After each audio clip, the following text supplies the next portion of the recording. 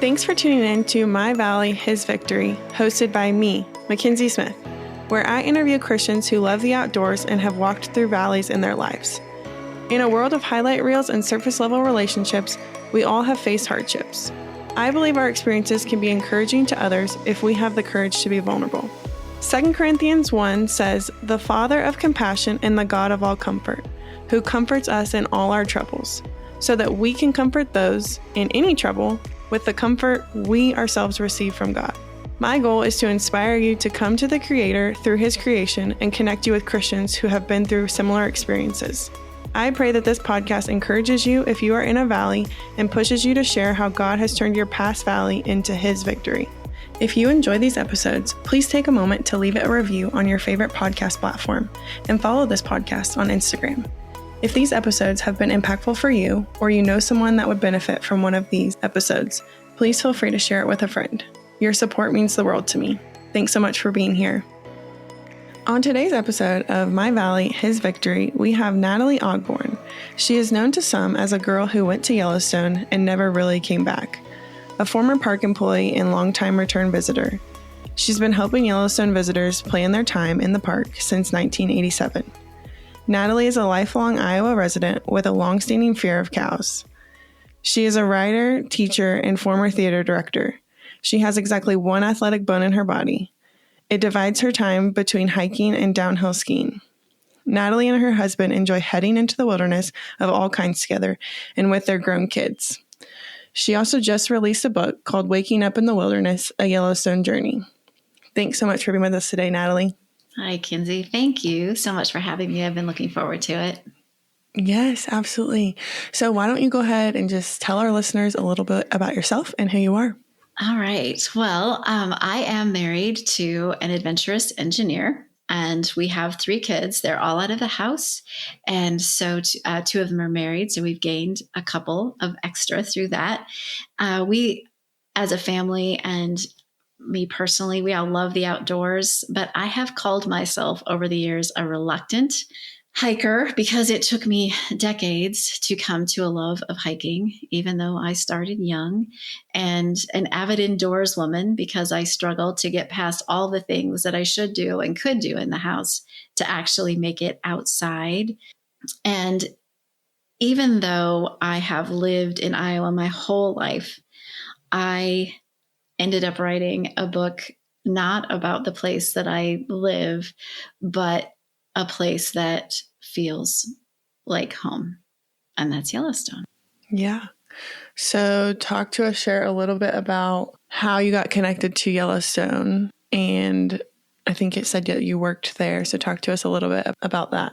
Okay. When I was 12, my parents took my little brother and me to Yellowstone to show us that there was more to life than malls and movies. And that was really a pretty big deal, a big sacrifice, because that was a 1,000-mile journey from our home to drive us from Iowa to Yellowstone and back again. And we did a little hiking that first year, but we were all pretty nervous about bears. And my mom and dad went back without my brother and I the next year. And then they took us back the year after. They'd kind of hiked and lived. And so we started getting out on the trail more. And I was kind of, I was not a happy hiker. I complained and whined, but I did it anyway. And when I was 18, Mom and Dad took us again, but in the wintertime.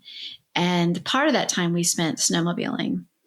But we also spent time cross-country skiing. And one particular day, it was probably the first day of cross-country skiing, we hopped on a Bombardier, which is a snow coach that was on tracks, and not the kind that they have today where you can just pop them on a van, but just like big treads. It looked kind of like a tank.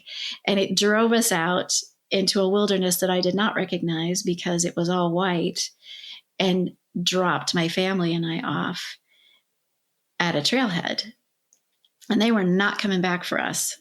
It was up to me and my family to get ourselves back to civilization, really. It's kind of how I thought of it, under our own power. And I'd never cross country skied before. And when I said I have one athletic bone in my body, I'm not kidding. I'm not very graceful. I'm not very stable. It's kind of a miracle that I can downhill ski, but I can. That's the one athletic thing I can do. But we set off into the forest alone. And I remember standing there before we did that, watching the shuttle drive away and realizing that we were alone. It was up to us and whatever athletic skill we had to make it back. And I didn't feel alone from my family. I felt alone with my family. And we set off and we made it. But that night at the restaurant, our waiter said, "Y'all must have been out skiing today. You're thirsty." And we had been, obviously. And our waiter walked away and my dad looked at me and he said, "You maybe should think about getting a job out here. You like Yellowstone. You're good with people. You know enough about Yellowstone that you could be helpful. I think you'd like it." So I applied for a job, and the only time in my life that I have never lived in Iowa was 3 months living in Yellowstone.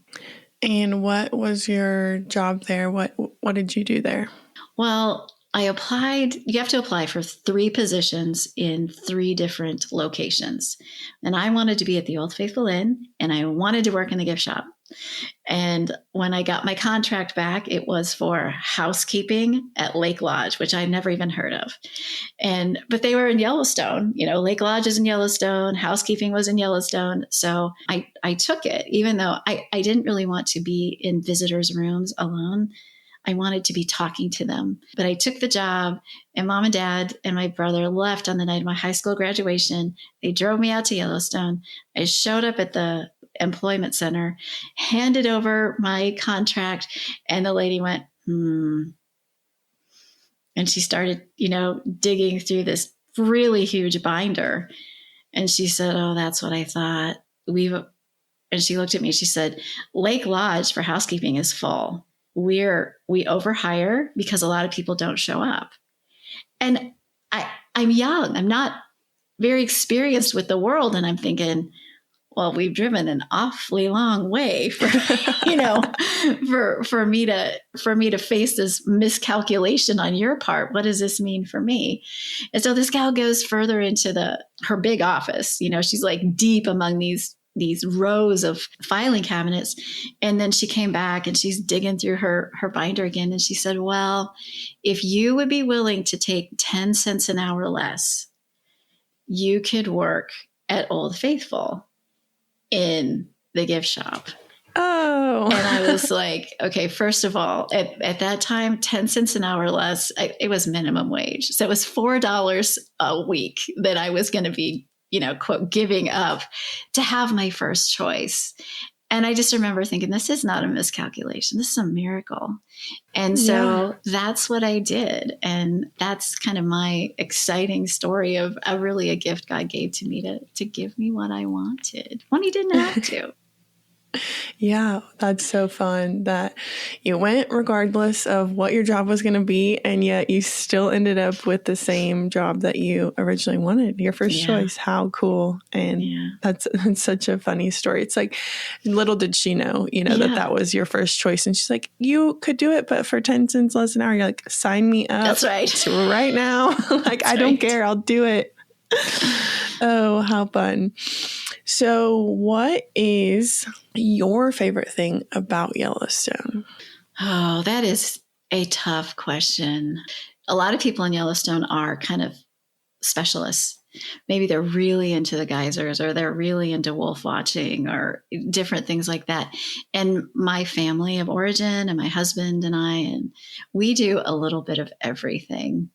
And even after the whole reluctant hiker bit, I think I'm going to have to say it's hiking. It was a slow journey, but I love to get out on the trail and just walk uphill and down in Yellowstone. I love the geysers. I love, if we see a wolf, or if we see a bear or an elk, or we saw pika for the first time this last trip. And I didn't even know they had pika in Yellowstone. 31 visits to Yellowstone, and I still have things to learn. And I love all those things, but it's hiking. Yeah. Do you have a favorite? I'll ask you this. Maybe this will be a little bit easier. Do you have a favorite section or part of Yellowstone? Well, Old Faithful that's really got my heart. Yeah. The Old Faithful area has my heart. Yeah. Yeah.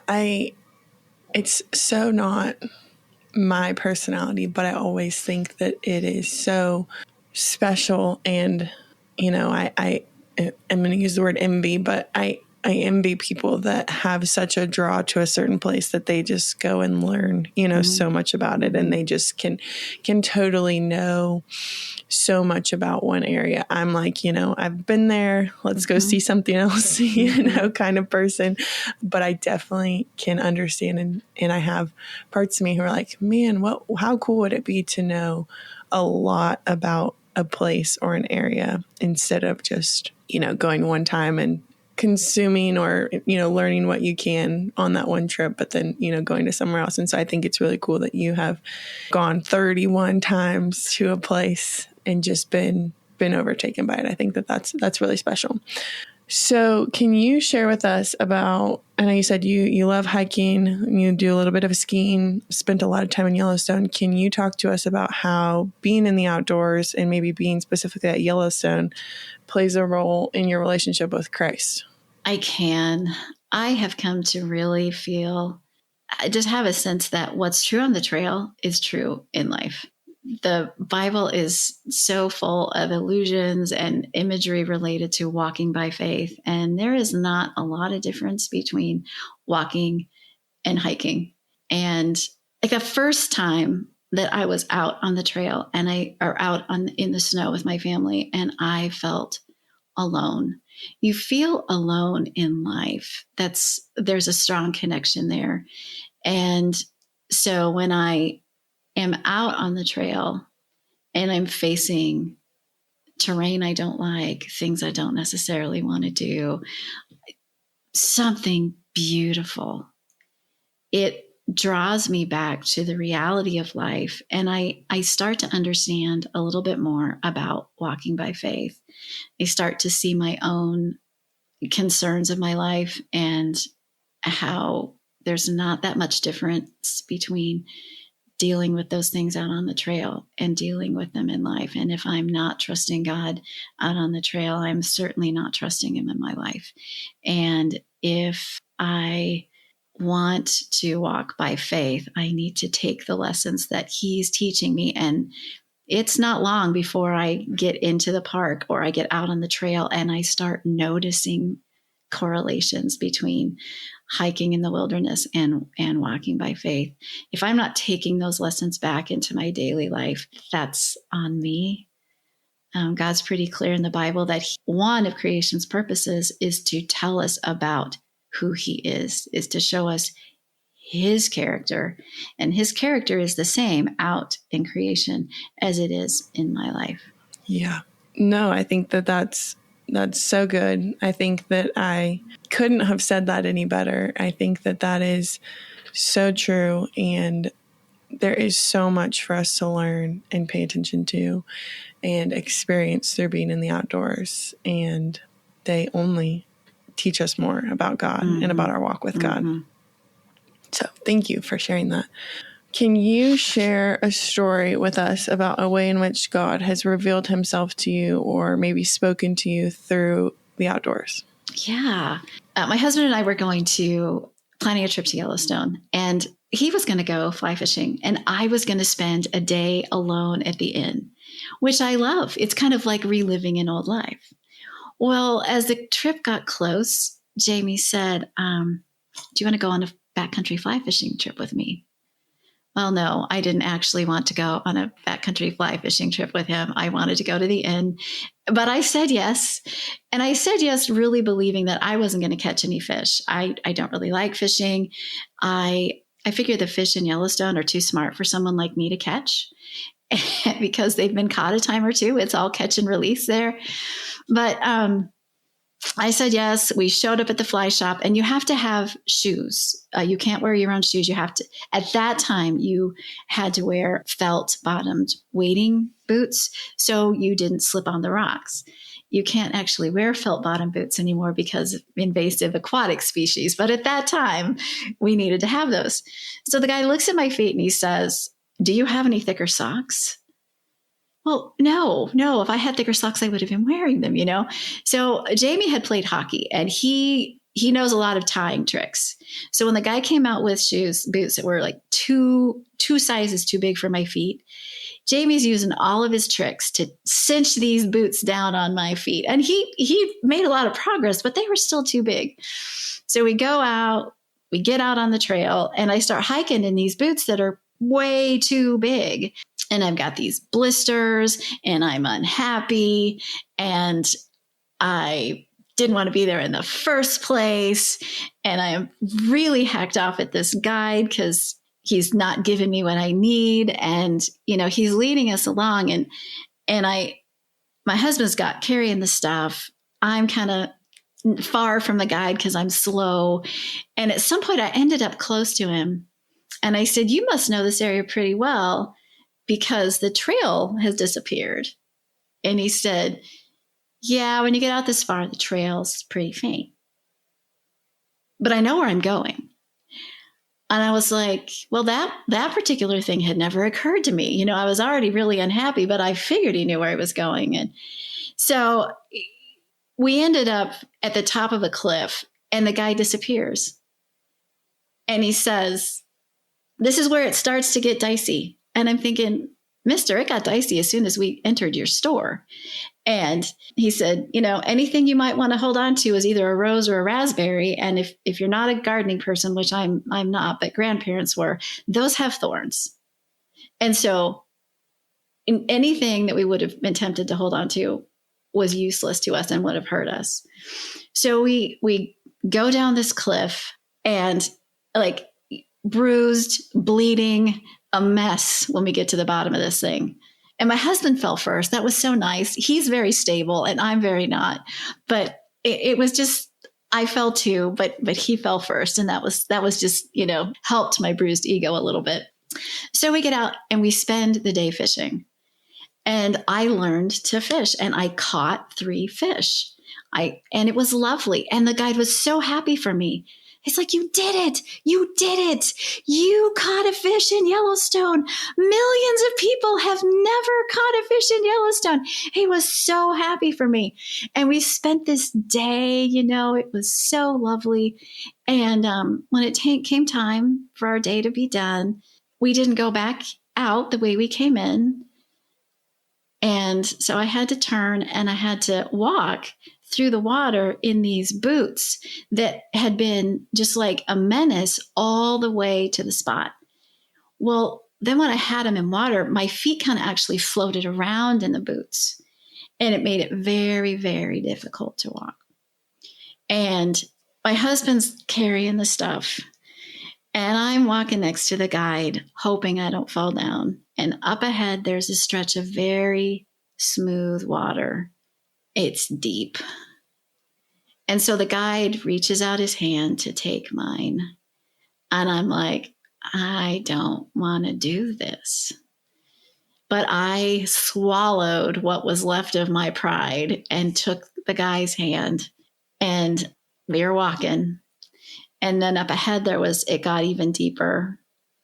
And my husband came up and rearranged everything, and he took my hand. So I'm walking between these 2 men so I don't pitch into the river.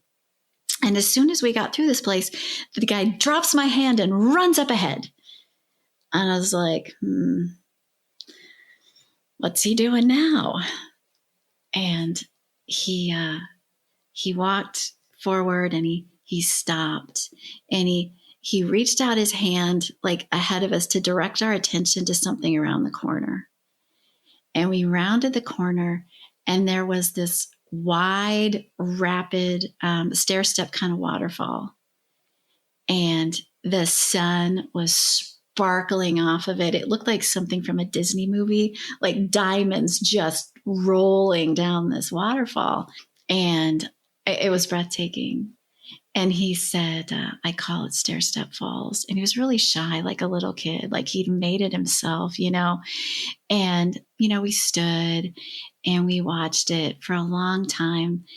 And then as we headed up, I'm feeling contrite about my irritation, anger, dissatisfaction with the way the guy had brought us in, because I failed to mention when I learned we were going out a different way than we came in, I was like, well, why didn't we come in that way in the first place? Why did you put us through this? Well, that waterfall would not have been the same in the morning. The sun angle wasn't there. It wouldn't have been beautiful. It wouldn't have meant as much at the beginning of the day as it did at the end. And, I was struck with the reality of my dissatisfaction in my own life, like the route I might be taking, the equipment I might be given, and it's my lack of trust in a guide. And as we were walking up this, just river of diamonds flowing around our feet, I heard the voice of the Lord saying, well done, good and faithful servant. And it wasn't as much of an arrival as a kind of a whisper of what could be when you follow well. And that was the first really unmistakable time where I kind of got nature plus the truth of the Lord equals growth in grace and the knowledge of Jesus Christ. Yeah, that's so good. Such a good story. I'm like, amen, sister. Mm-hmm. And that's such a good parallel and analogy just for life. Like, mm-hmm.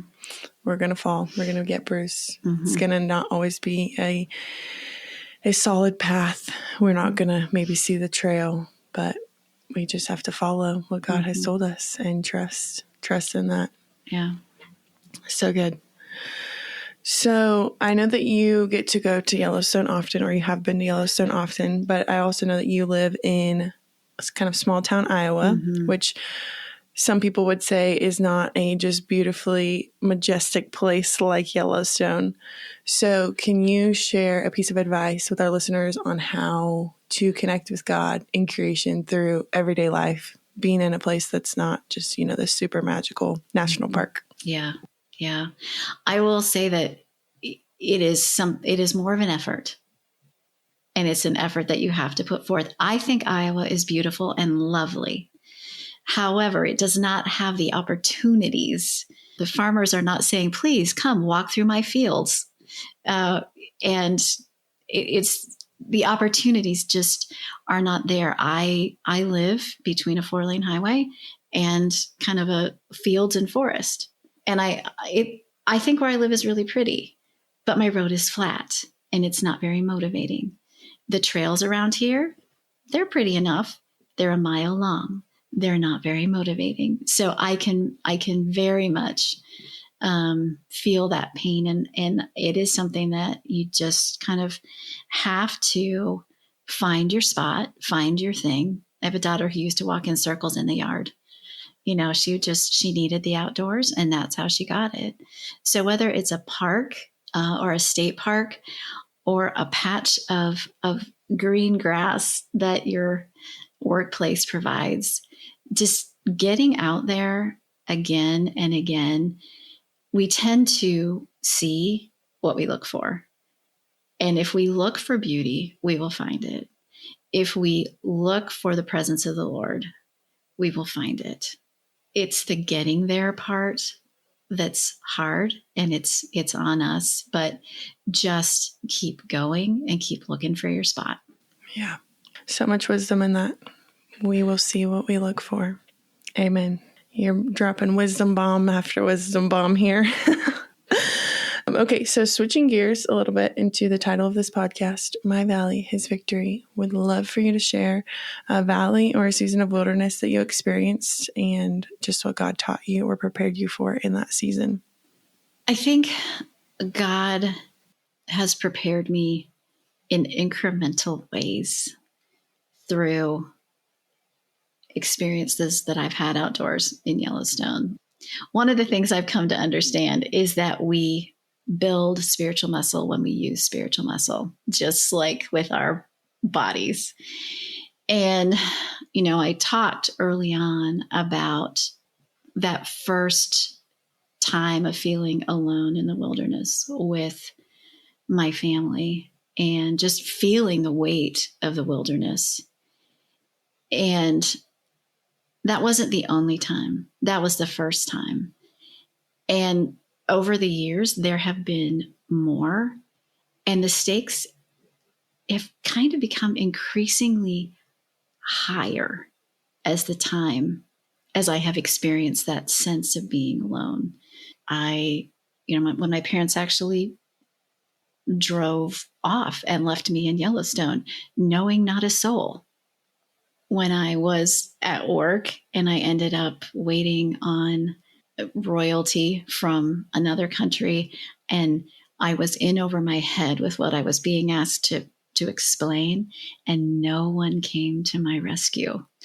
An older gal across gift shop smiled at me, and it was enough to let me know that I was not alone. After repeated situations where I felt alone, my husband and I ended up on a snowmobile facing a bison that had just pivoted into our path. And we didn't choose to go next to this bison. The bison used the roads, and you can't off-road in Yellowstone. And if they're on the road, you're on the road. And we had to just sit there and wait. And the valley of waiting, whether it's a 5 minutes, are we going to get gored and die, or a 6-month health journey, or a decade-long journey waiting for someone that you love to come to Christ, waiting is really a hard thing. It is a valley in and of its own. And so as I sat there waiting and kind of vacillating between despair that we were going to get trampled and left alone on the side of the road to die, and prayer that the bison would pivot out of our path in the very same way he had pivoted in. Again, I was faced with that just overwhelming sense of being alone. And he did pivot out of our path in exactly the way he had pivoted in. And, God answered that prayer and took care of us. And, when we came face to face with a bear at the top of a cliff with our children, and what did I feel? I felt alone. But having many opportunities to build spiritual muscle over the course of my life by using spiritual muscle. And in that particular case, the spiritual muscle was listening to words that my daughter had spoken after she climbed on a mountain for 4 years previously with my dad, or with her dad. And that was when they climbed, they were scrambling. She was pretty little. And she talked about how she was afraid, but she remembered the Bible. And it told her that they were never alone. She was never alone, and she didn't need to be afraid. And so when we faced the bear and I felt alone and I was afraid, I finally didn't just pray that the thing would go away. I prayed that God would help us because I knew he was there. And he did. And so that's a series of trials or a series of valleys, but the valley is just that overwhelming sense of being alone. And God is continuing to bring me out of that valley and through that valley. Yeah. I like what you said about we build spiritual muscle when we use it. And I think that is just a really great analogy or picture for those who, may be active or have worked out in the past or played sports or whatever. It's like, you don't just wake up one day and you have big biceps, it's like you've got to go to the gym and you've got to actually use those muscles or train those muscles. And so I think that what you're saying is so good, because oftentimes I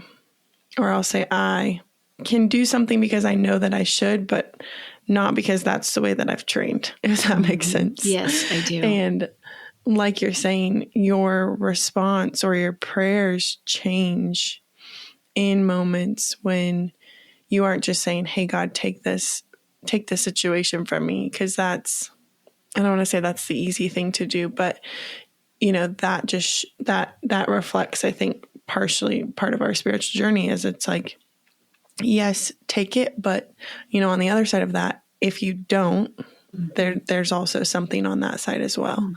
And having the posture to say confidently, like, Lord, I know that you're with me in this situation is huge.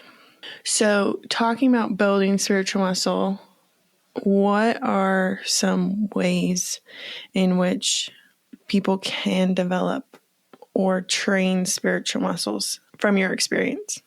One helpful thing from the Bible comes from Proverbs.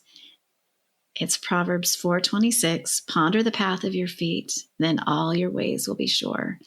And like I said, I'm not real stable, so I'm always paying attention to my feet out on the trail. I'm trying to train myself to pay some attention to my feet and some attention to where I'm going. So I've got a good perspective on things, but we need to pay attention to where we're headed. Is the path we're on taking us to the right place? Are we walking through what we're walking through in the way we want to walk through it? That has been really helpful to me. Another thing is in Isaiah, it says, behold, I am doing a new thing. Do you not see it? Do you not perceive it? I will make a way in the wilderness and rivers in the desert. And that has been really helpful to me. I said earlier, we tend to see what we look for. And so we need to be watching for the things that God is doing. And we all need a way made through in the wilderness. We are all walking in the wilderness all the time. We kind of use it as a term as kind of some imagery to indicate lostness or a really tough time. We're walking in the woods all the time. There are things there that can trip us up. There are hard times things might be great in one area of our life, but in some area of our life, we're struggling a little bit with something, and watching for God to make that way in the wilderness or, provide that river when we're dry. That truth has been really helpful to me, along with the fact that Jesus is with us till the end of the age. We are not alone. Yeah. So good. I love what you said about pondering the path and making sure, your steps and what you shared there, because I think so often we just kind of go where the wind blows and we just react to things, and we have plans for some areas of our lives. We don't have plans for others. And it's like, if you don't have a plan and you don't have a destination that you want to end up, then what's going to determine where you end up? And so just blindly walking through life and making decisions on a whim can be very harmful, because you're going to end up totally off path, and you're maybe not even going to be walking on a path if you don't even pay attention to where you're going. And so often I think we ask God, like, how did we get here? And if you look back on your life, like, chances are you stepped off path and you just kept going. Yeah. And it's not, I think so often we can blame God in that situation of like, God, how can you put us here? And it's like, sometimes we just wandered and we put ourselves there. And so you have to be very intentional, even in some of the really small things of like, is this in line with the life that I want to be living? Is this, in step for what God has called us to do? And God is gracious and he's going to put us back on path. But I think we can save ourselves a lot of hardship if we just bring intentionality to that thought. Yeah. In even the small things, because I think we do it so often with really big things. We make big goals and big plans, but it's like that everyday small decisions that actually are building up over time. Mm-hmm. So for someone who's struggling in a season of feeling maybe alone, or they're in a valley of waiting, because I know you brought that up as well. I'll let you pick which one you want to share about. But what is a piece of advice or encouragement that you would give to that person? God knows what he's doing. I have to remind myself of that. And he's not going to leave you stranded. I mentioned Jesus is with us till the end of the age. That's what he said. In Joshua, he says, have I not commanded you? Be strong and courageous. And we're kind of all about being strong and courageous. But we tend to want to do it on our own and not so much remembering the part that God is with us and that he's not going to leave us or forsake us. And I think that's the key thing that I want to say. He knows what he's doing and he's not going to leave us alone. Yep, totally agree. And thank you for sharing that scripture. I always love when our guests have the scripture to back up their piece of encouragement, because it just makes it that much more valuable. So share with us a little bit about what we can expect if we go and read Waking Up in the Wilderness. Give us a short little synopsis of what that book is about without giving away any of the juicy details, obviously. Well, my book is based on my connection to Yellowstone and my history with Yellowstone, and I'm telling the story. It is more than a book of me and my family doing things we love in a place we love with people we love. It's really an invitation and a sign saying, hey, look at this, pointing things out so that readers can see for themselves. It is a journey into Yellowstone through all 4 seasons, doing things like, hiking, camping, fly fishing, canoeing. You're there in winter, spring, summer, and fall. There's, lighthearted stories. There's, more dangerous stories. And the theme running through it is the exploration of the line between isolation and solitude amidst the delights and dangers of Yellowstone. One of the things that readers have told me, which makes me really happy, is that Yellowstone is a main character. It's not just the setting. It's a main character. And so if you are an armchair traveler, if you'd like to experience Yellowstone without going there, if you'd like to be tempted to go to Yellowstone or experience more of it, I think you might like it. Yeah, it is the only national park I have been to. Well, actually, that's not true. It's one of the, I've been to Yosemite now twice, but was before the only national park I've been to multiple times. Okay. And it is really special and it is very diverse. I will say, every time I go, I experience a new part of the park that I didn't quite know existed.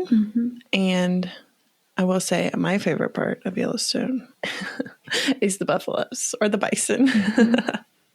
I'm always like, I just want to see them, please.